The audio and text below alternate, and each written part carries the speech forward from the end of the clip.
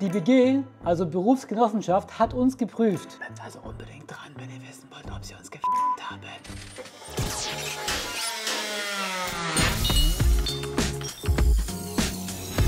Okay, kleine Storytime. Am 19. August 2024 hat hier das Telefon geklingelt und ich bin ran.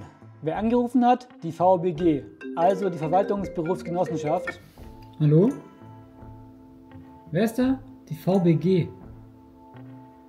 Okay. Man wolle uns prüfen und zwar zeitnah. Dass wir überhaupt vorgewarnt werden, ist reines Entgegenkommen. Eigentlich müsste so eine Kontrolle nicht angekündigt werden. Der Kollege von der VBG fragte dann, ob ich am 21.08. schon könnte, also nur 2 Tage später. Zur Info, in meiner Tätigkeit als Geschäftsführer einer Softwarefirma bin ich meistens 1-2 Wochen im Voraus ausgeplant. So kurzfristig Termine sind also schwierig und durch unser Homeoffice-Konzept bin ich auch nicht jeden Tag im Büro. Mit meiner Firma arbeiten wir oft an verschiedensten Orten. Aber wie auch immer, ich wusste, dass meine Firma Dudububu und der Bastelsaal jetzt sowieso auf der Liste der VBG steht. Darum habe ich den Termin möglich gemacht und den VBG-Mitarbeiter am 21. August 2024 getroffen. Und dann war er da, der Tag der Prüfung. Als Vorbereitung haben wir noch die Gefährdungsbeurteilung der VBG ausgefüllt. Das ist quasi ein Dokument, in dem man sich selbst bewertet, um zu sehen, wo Probleme und Gefahren im Unternehmen lauern. Der Besuch war dann aber viel angenehmer, als ich dachte. Der VBG-Prüfer war auch Schrauber und hat privat viel mit Motorrädern zu tun. Das hat die Situation auf jeden Fall aufgelockert. Wir haben uns dann kurz über den Husar und den Bastelsaal unterhalten und sind dann in den ersten Stock ins Büro. Und dann wurde es ernst. Er hat sich umgeschaut und mir Fragen gestellt. Da ich aber einige Dinge schon generell mache, hatte der Prüfer nicht allzu viel zu bemängeln. Zum Beispiel hatte ich schon 2 Verbandskästen gut sichtbar im Büro und im Bastelsaal platziert. Und auch Feuerlöscher sowie smarte Feuermelder hatte ich gut sichtbar montiert. Aber was wurde bemängelt?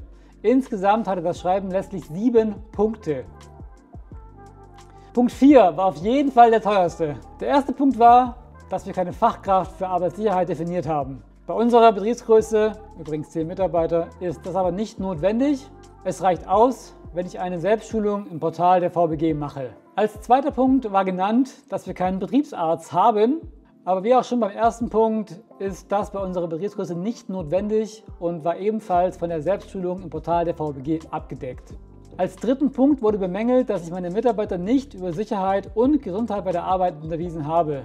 Zwar haben wir zu diesem Zeitpunkt schon einige Städtische im Einsatz und Mitarbeiter können sich quasi jeden beliebigen Stuhl wünschen, aber der Prüfer hatte recht, explizit darauf hingewiesen habe ich nicht. Durch unsere Automation im Unternehmen war das Problem aber leicht zu lösen. Ich habe eine entsprechende Arbeitsunterweisung durchgeführt, selbige dokumentiert und mir vorgemerkt, das in Zukunft regelmäßig und insbesondere bei neuen Mitarbeitern zu machen. Die VBG bietet dafür auch Videos und weiteres Schulungsmaterial an, also eigentlich ziemlich cool und einfach zu bewerkstelligen. Letztlich ist das ja auch im Sinne des Unternehmens, dass es allen Mitarbeitern so gut geht wie nur möglich. Der nächste Punkt hat mich dann doch leicht an die Grenze der Verzweiflung gebracht. Die Prüfung der elektrischen Betriebsmittel im Bastelsaal, also unserer Geräte. Ich muss also alle Geräte jährlich prüfen, egal wie groß. Also die Tischkreissäge, die Bandsäge, jedes Schleifgerät und so ein Kompressor und jedes gottverdammte Verlängerungskabel und so weiter. Der Mitarbeiter der Elektrofirma hatte satte 6,5 Stunden damit verbracht, jedes einzelne Gerät zu prüfen. Das zu erledigen hat mich über 700 € und einige Stunden meiner eigenen Zeit gekostet. Es war übrigens nichts kaputt oder wurde beanstandet. Punkt 5 der Mängelliste war, dass die Standorte der Feuerlöscher nicht ausreichend gekennzeichnet waren. Und das Spannende ist, ich hatte die mitgelieferten Aufkleber verklebt, aber es hat nicht gereicht. Die Lösung hier war also, dass ich mir ein 10er-Set dieser Feuerlöscher-Aufkleber gekauft und sie weiter über den Feuerlöschern angebracht habe. Thema erledigt, ich habe die Aufkleber übrigens in der Videobeschreibung hier unten verlinkt. Punkt 6 war auch sehr spannend. Das Hallentor war nicht geprüft. Eigentlich müsste es ja jährlich geprüft werden. Und obwohl das Sache des Vermieters ist, hafte ich als Mieter vor der VBG dafür. Ich habe das dann aber von einer Fachfirma erledigen lassen, um auch diesen Punkt zeitnah zu lösen. Der Kollege der Torfirma hat dann sogar tatsächlich eine kleine Wartung an der Halterung des Tors an der Decke durchgeführt. Hat also tatsächlich Sinn gemacht, diese Wartung. Und als letzten und 7. Mangel hat der Prüfer den teilweise versperrten Fluchtweg bemängelt. Am Tag der Prüfung stand die Husar-Kabine etwas nah an der Tür und unsere Hochhub-Ameise etwas zu nah an der Treppe. Aber auch dieses Problem war leicht zu lösen. Ich habe die notwendige Mindestbreite des Fluchtweges auf dem Boden markiert. Natürlich mit AfD-Verbot.de Klebeband, alles andere wäre ja schließlich sinnlos. Die Markierung ist einfach ein kleiner Hinweis an mich selbst, dass ich die Dinge richtig verräume und so gewährleiste, dass der Fluchtweg immer frei ist. Ja, das war's. Ich hatte große Angst vor diesem Termin und muss im Nachhinein sagen, dass das schon alles okay war. Bei der Prüfung hat der Prüfer noch bemängelt oder mich darauf hingewiesen, dass es hier im OG etwas dunkel ist und ja, dass die getunten Rollen unserer Stühle zu gut auf dem Holzboden rollen und das eine Gefahr darstellen.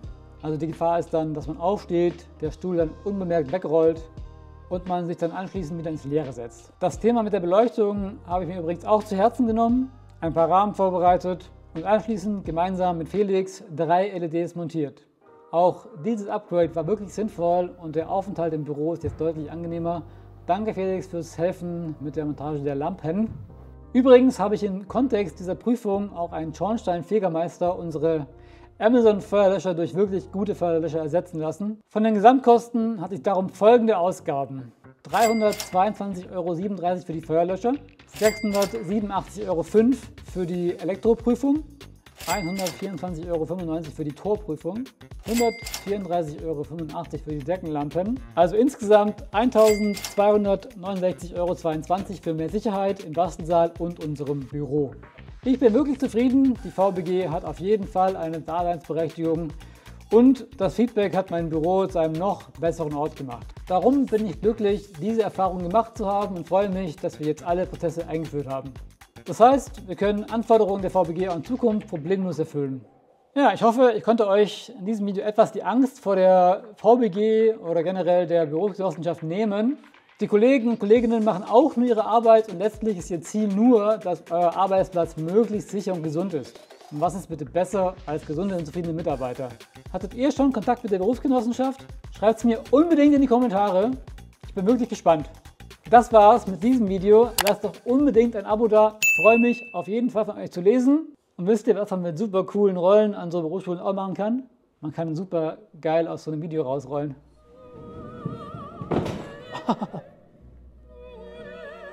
Juhu. Mach das nicht nach, es ist zu gefährlich. Achso, ja, und für mich gilt es ja alles nicht. Ich bin der Geschäftsführer und darum darf ich hier rumrollen. Ist klar, oder?